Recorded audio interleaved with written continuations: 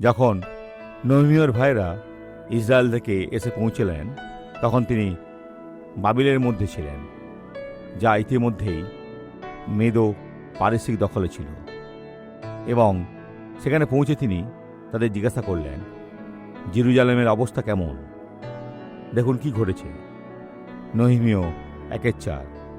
এই কথা শুনিয়া আমি কিছুদিন বসিয়া রোদন ও শোক করিলাম, এবং স্বর্গের ঈশ্বরের সাক্ষাতে উপবাস ও প্রার্থনা করিলাম। তিনি ঈশ্বর দ্বারা স্পর্শিত হয়েছিলেন। ঈশ্বর যখন আপনাকে এমন কোনো মহান কাজ করার জন্য অনুপ্রাণিত করেন যা আপনি কল্পনা করতে পারেন না, তখন তা করুন। ঈশ্বর, আমাকে শক্তি দাও, আমি এটা করব। প্রার্থনার মাধ্যমে আপনি তা স্থির করেন এবং ঈশ্বর আপনার সাথে থাকবেন, এবং চারিদিক থেকে প্রয়োজনীয় সম্পদ আসবে এবং আপনি সফল হবেন। তিনি কেঁদেছিলেন কারণ জেরুজালেমের প্রাচীর ভেঙে ফেলা হয়েছিল, মন্দিরের ফটক ধ্বংস করা হয়েছিল, নবুকদনেছরে করা সবকিছু ধ্বংস হয়ে গিয়েছিল, কিন্তু এখন সবকিছুই পুনর্নির্মাণ হবে। আপনার জীবন কি ভেঙে গেছে?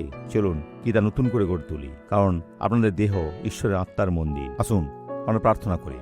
পিতা, এই আত্মায় বাস করুন, এই ব্যক্তির অন্তরে বাস করুন। আপনার বাক্য দ্বারা তাদের জীবনকে পরিচালিত করুন। আমরা অশুভের প্রতিটি শক্তিকে বেঁধে ফেলি। আমরা তাকে চলে যেতে, পিছু হটতে আদেশ করি। যিশুর নামে আজ এবং অনন্তকালের জন্য আশীর্বাদ প্রাপ্ত হন।